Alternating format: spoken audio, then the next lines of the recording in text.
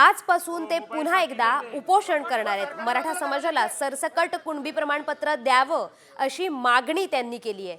मुख्यमंत्री देवेंद्र फडणवीस मराठ्यांची बेईमानी करणार नाही असं जरांगेंनी म्हटलंय। तसंच मराठा समाजावरील गुन्हे मागे घेतले नसल्याचा हल्लाबोलही त्यांनी केलाय।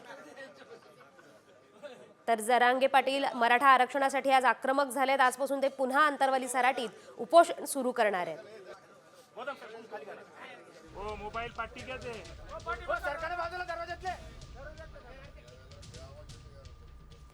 जरांगे पाटील आक्रमक झालेले दिसत आहेत। सरसकट कुणबी प्रमाणपत्र द्या अशी जरांगेंची मागणी आहे आणि ते आजपासून पुन्हा एकदा अंतरवाली सराटीत उपोषण सुरू करणार आहेत। मराठा समाजाला सरसकट कुणबी प्रमाणपत्र द्यावं ही त्यांची प्रमुख मागणी आहे आणि यासाठी मराठा आंदोलक मनोज जरांगे पाटील हे आक्रमक झालेत। फडणवीस मराठ्यांची बेईमानी करणार नाहीत असं सुद्धा त्यांनी म्हटलेलं आहे। तर आजपासून पुन्हा एकदा जरांगे पाटील उपोषणाला बसणार आहेत।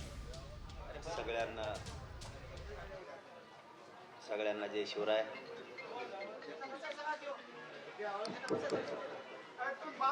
येतो का आवाज? येतो का? थोडा वाढवा, थोडा आवाज वाढ थोडा।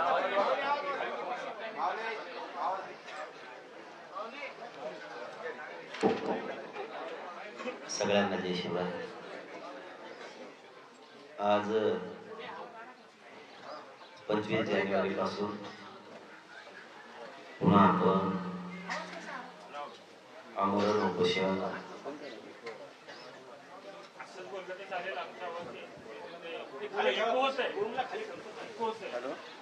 आता 25 जानेवारी पासून आज आपण पुन्हा आमरण उपोषण सुरू केलं आहे। उद्या 25 जानेवारीला 26 जानेवारीला 1 वर्ष पूर्ण होत आहे सगळ्या सोयऱ्यांची अधिसूचना काढली। 1 वर्ष लागतंय सरकारला गोरगरीब मराठ्यांच्या प्रश्नाला न्याय देण्यासाठी। असं या राज्यात कधी घडलं नसेल असं मराठ्यांच्या बाबत घडलंय। 1 वर्ष समाज रस्त्यावर झुंजतोय, स्वतःच्या लेकराचं स्वप्न घेऊन, स्वतःच्या लेकराचं आयुष्य भविष्य घेऊन 1 वर्ष झालंय हा समाज रस्त्यावरती करोडोच्या संख्येने झुंजतोय। आज सुद्धा आहे। आजही आपण सगळे मीडिया बांधव साक्षीदार आहेत सरकारसाठी। पूर्ण मंडप फुल झालाय।